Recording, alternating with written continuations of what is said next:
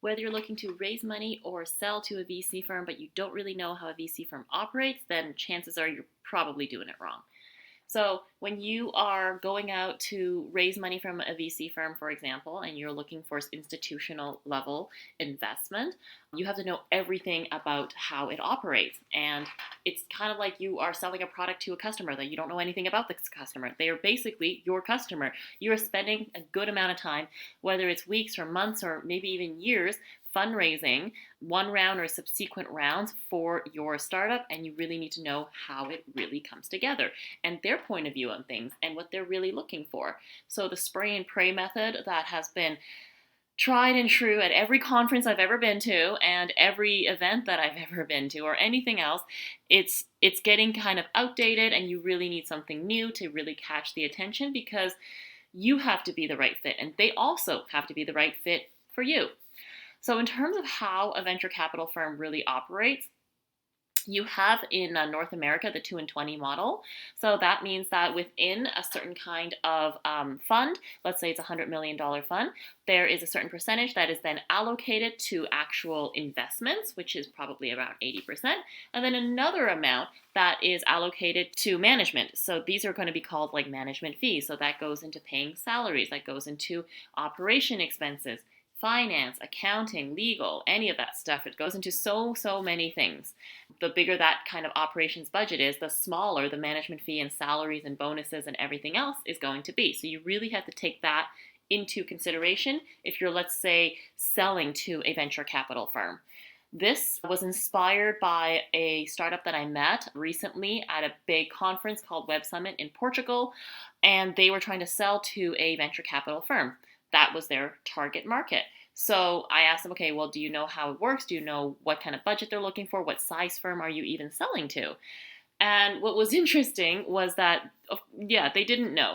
And the more we dug into it, the more I found out that, in terms of how other people see what investment firms look like, it's very different than I think what reality really shows, because it's not super transparent, and it's also not very straightforward. It can differ from firm to firm. So I was challenging them on the fact that, okay, they believe that this software at this price point, just because, well, the business model is that you take the salary of what they think is a typical analyst salary, and you take several hours from that salary in order to be replaced by the software that is supposed to do something. It's a SaaS-based kind of enterprise software. And so that is what we call a top-down model. However, what is the issue with that is that it may not work in the same way that you think that it's going to, because you have to really understand how operations work. You have to understand, okay, well, what do other software also cost within this firm? How much does a venture capital firm pay for the financing, accounting software, Carta, PitchBook, Crunchbase Pro, all of these things, except for PitchBook, is usually around the hundreds, right? So if you're trying to charge thousands for your software that you're selling to a venture capital firm, you really have to think, okay, well, how does this look like in terms of what everyone else is paying for this other software for the same size firms? And why I say the same size firms is because based on the 2 and 20 model, you only have a certain amount of budget that goes into operations. And therefore, you only have certain kinds of firms that are at a certain size. So it could be over 50 million, 100 million, 500 million. They didn't tell me who exactly they were targeting because I challenged them on this kind of price point in the first place. So then what happens is that you have this allocated amount of budget, and then we go on to testing. All right, well, let's stress test this model. If this is the size firms that you are looking for, how many firms are there in total that you can possibly target? And how much market penetration percentage do you really think is realistic? And then you can see if that model is going to be sustainable, if it's going to grow, and if it's actually going to be enough to sustain the company and have room for scalability or not. So that's kind of more of a bottom-up approach in that way, regarding that has nothing to do with the price point. The other thing is that when you have these kinds of operations within the management firm, it's also different when it comes to European style firms and American style firms.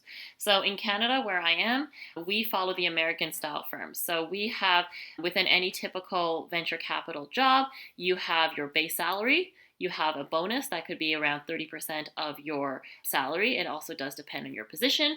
And then you have carry that you get depending on your position as well. So in some firms, analysts get carry. In other firms, everybody gets carry except for analysts or except for certain kinds of roles. It could be platform roles, operation roles, chief of staff roles, any kind of role. In some firms, you have something called like a carte blanche.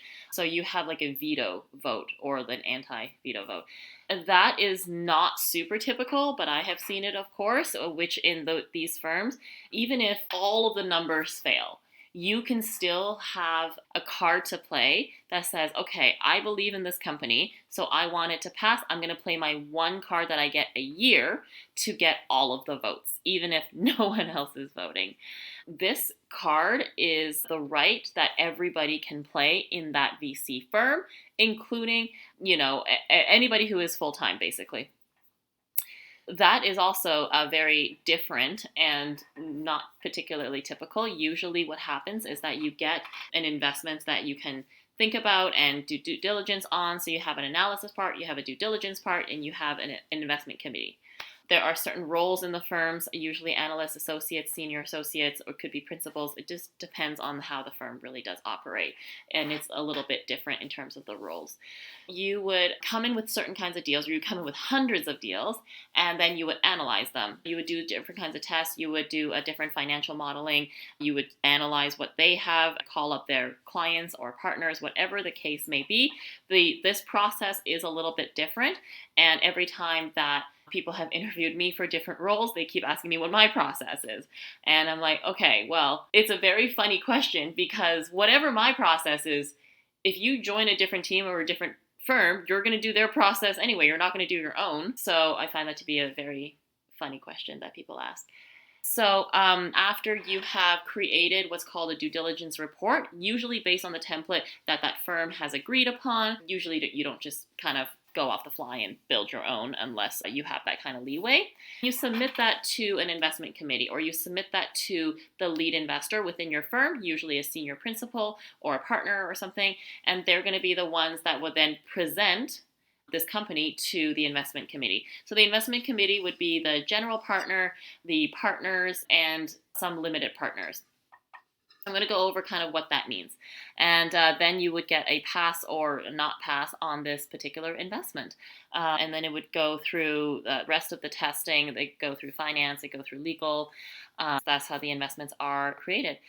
In terms of what the roles are, their limited partners are entities or people of high net worth. Usually in North America, it's like over $150,000 in terms of your salary and cash and everything that you're able to invest, and or over assets of like $1 million.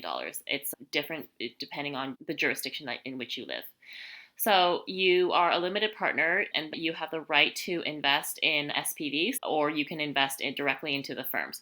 So you can invest in a few different ways. And this could be, okay, I believe in this special vehicle that I want to invest in, and therefore the special purpose vehicle that I want to invest in. And therefore I want to be able to put my money into marketing or put my money into this for this particular company. Or you can invest in the company as a whole, which would be then you putting your money into a VC firm, and then they are managing it for you out of the 20% management fees that they have created, and they give you the return back year after year, dividends back, all of that stuff. You kind of get to see which investments that they have done and provided, and based on that kind of relationship, you are trusting them to reinvest your money again the second year and the third year, and so on and so forth. All of this comes with very constrained financial and legal structures that are really important for people at the partner level, general partner level, managing partners to all be extremely familiar with. Certain levels of the firm are responsible for fundraising. Fundraising are jobs that not just startups have, but also investors have. Sometimes it could be their favorite part, sometimes it could be their least favorite part, because it is hard and it does take a lot of time. And this is really important. when you are in fundraising mode, just like if you were a startup in fundraising mode, you are not necessarily taking on any more startups at that time and therefore not doing a lot of deals because you're really focused at a certain point of the fund to be focused on the fundraising itself. So why is it important to understand this? Well, the certain kinds of roles, the general partners, which will be at the very top, the managing partners, the super active partners at the different funds. It could be different sister funds and things like that, depending on how they're structured. The partner level and sometimes also the principals, they are the people that are very responsible for focusing certain times of the year or certain times of certain years on fundraising. And therefore, they are really limited in their time when it comes to bringing in new deals for investments. That wouldn't be a very good time for you to actually go out and look for investment. If you know that they're fundraising or if they're telling you that, then there is a reason. There was also another startup that posted something so interesting on LinkedIn. She and I did meet also at Web Summit. What was so interesting was that she was talking about whether Web Summit and other conferences were good or not for startups. Her and her husband are first-time founders. And that is also really important in terms of what is coloring their perspective and what's coloring their impressions of the startup ecosystem and the investment world. I was one of the investors that took a lot of time to sit down with her, provide her feedback, explain, okay, well, what kind of things are we looking for when it comes to a SaaS-based model that has potential for MRR? What kind of MRR are we looking for? And what is your level of valuation based on your revenue multiple? I kind of went through all of these things with her. She didn't write any of that in her LinkedIn. What she wrote was very interesting. It was, well, when you go to conferences, maybe don't waste your time with people that are at the analyst position at a firm because they're not the real decision makers. I want to talk a little bit about that because it does have to do with how a VC fund operates. Like I said, there are many different kinds of roles. So if we go from the bottom up, it goes intern level, analyst, senior analyst, associate, senior associate, principal. You could have a senior principal, partner, managing partner, and general partner, and then limited partners. Some firms are very small, so they don't have all of the roles. Some firms are like 3 people. I've been in funds where I was the only investor at an investment fund. What's interesting about what she said is that you never want to burn bridges with statements like that. And you also never know who is really going to vouch for you in this really niche and small ecosystem. Analysts and associates generally bring in deals. So if you're not on their good side, you're probably not going to be one of the ones lined up. And they may or may not have the votes to push your deal through, but they're going to be the ones that are really working day and night to understand your business model and how it can be improved and match it with other similar companies that they have also received at the same time. It's kind of really up to you to build these relationships and manage them and kind of see, okay, in the long term, is this the right kind of place for me? In the long term, do I even really want to fundraise? And the answer could be yes, the answer could be no. Fundraising is not a do or die thing for any startup at all. There are lots and lots of great companies that have never fundraised and they've bootstrapped the entire way, including MailChimp, for example. And they're $1 billion company. Fundraising only goes to about 3% of all startups. Since the beginning of time, it's never really increased. You can kind of see how competitive it is, but it's also to understand that there are reasons that things may or may not be a good fit. The other thing is that when I was an entrepreneur in residence, which is a job that I absolutely love, I've done it a few times for Canadian companies.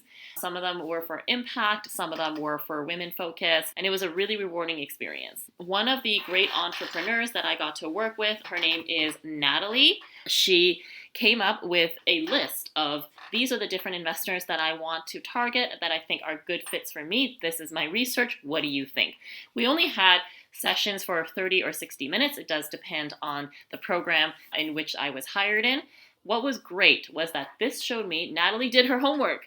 She is such a great entrepreneur. She is really coachable, and it makes people always want to root for her and always want to help her. That is a really great attitude when it comes to understanding who is the entrepreneur. Do we want to work with them? Would you vouch for them and would you refer them, right? It's very different when entrepreneurs just simply ask you for referrals with no actual context and you don't know anything about them or their business model. Even if you do have their pitch deck, it's still not really the same thing.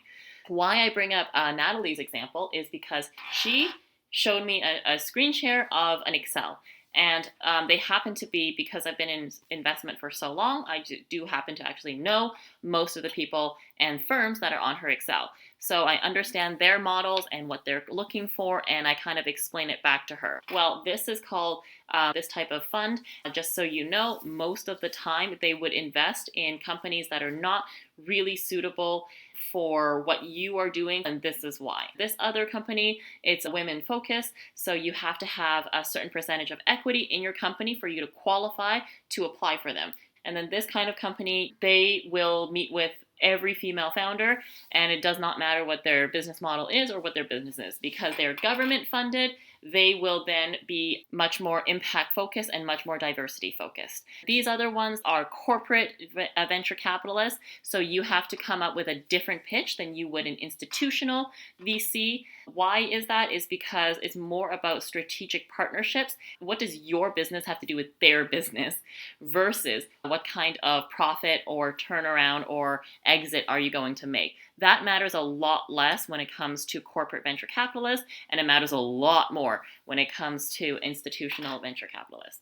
These other ones are angels, so you would build your relationships probably in a different way because their investment thesis are always private, and it just depends on what they believe in and what they're kind of looking for very specifically and individually. These ones I know are lead investors versus follow investors. So the follow investors, they will never lead, but they'll also need you to come in with a lead already. So that's similar to the family office that I used to work for. The other thing that I wanted to explain to her was these other ones you can find information on because they're in the news all the time.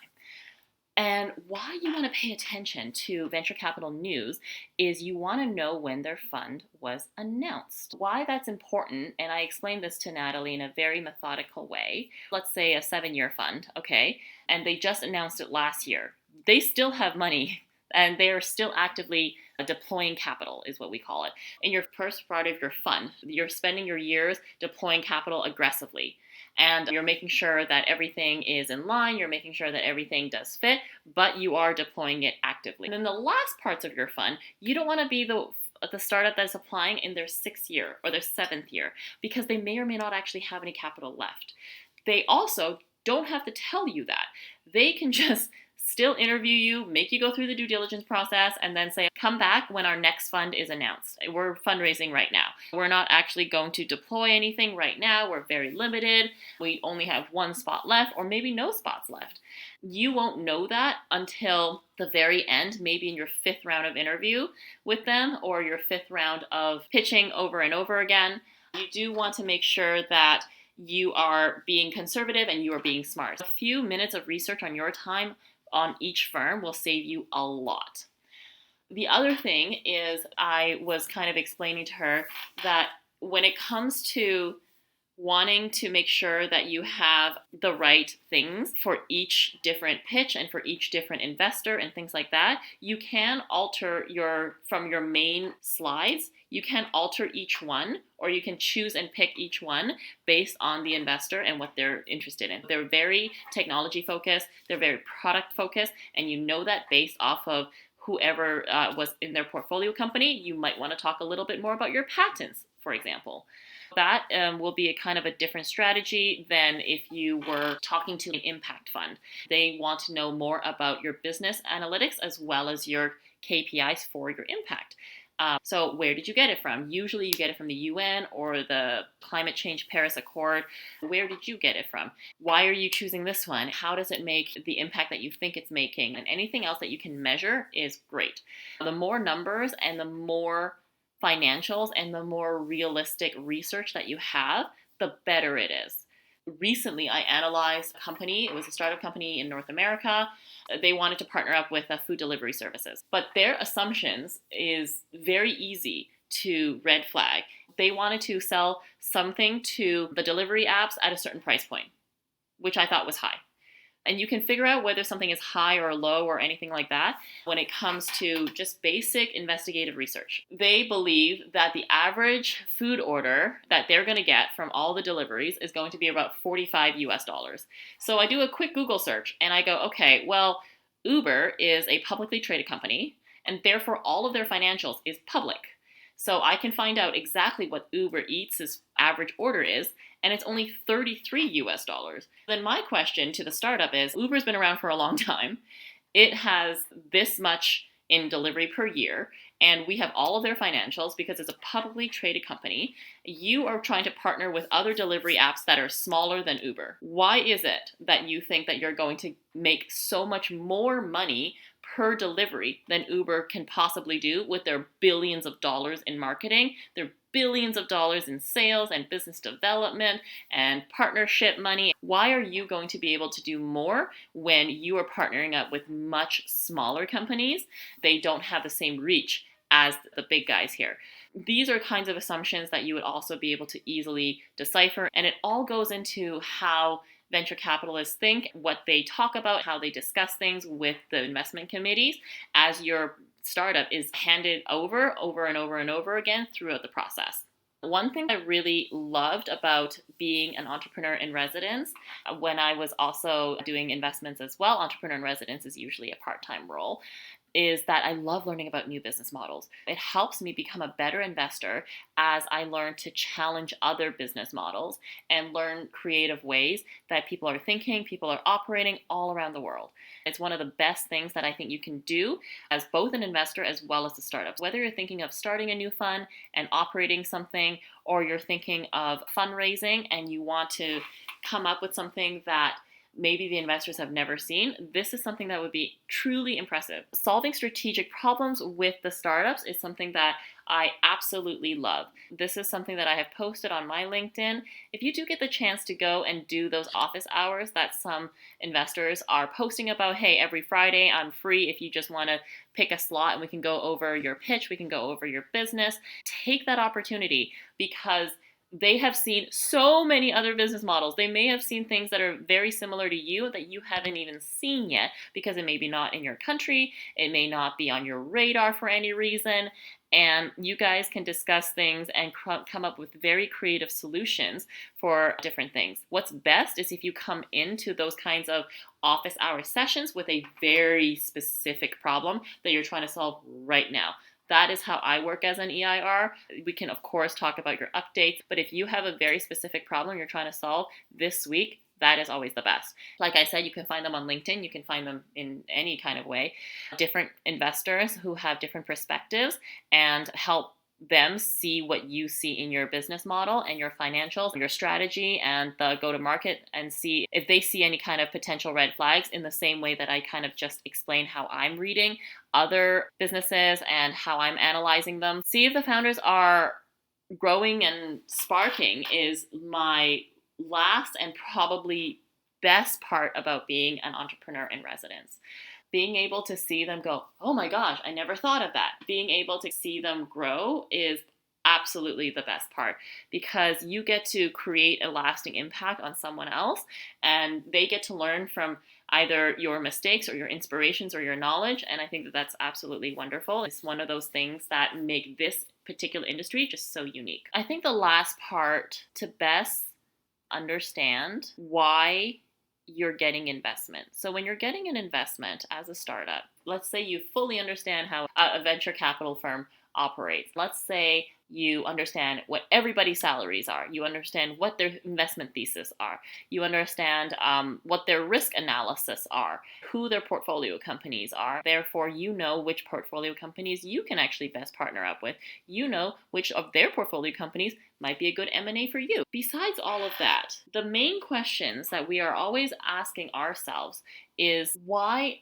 are the LPs doing this? Why are the limited partners investing their life savings into the hands of a venture capitalist. Why is the venture capitalist choosing this investment to eventually 10x their money in 5 years, or whatever the internal rate of return might be for the firm? How does this all go together? Why I think this is an important question to ponder is because we always want to have the problem being solved. We are human, but we always have to have that kind of side of us where it's very duty focused, it's very mission focused. It's your legal and fiduciary duty to provide a return for your limited partners, for your investors. And why the certain kinds of investors are choosing certain kinds of startups and what makes them a good fit for the criteria, for the geography. Everything has to be a good fit. And if it's not, then that's the whole problem, right? It all unravels if it's not a good fit. And it may not have to do with how good your business is or what kind of founder you are. It has to do with that question. And it has to do with that mission. When we all figure that out and understand what the minds of the people on the other side of the table are going through, it really does help everyone in the room come together with a better, well thought out process and better thought out plan for the future. I would say that understanding how a venture capital firm operates helps both, of course, the investors and LPs and everyone on that side, but as well as all of the startups.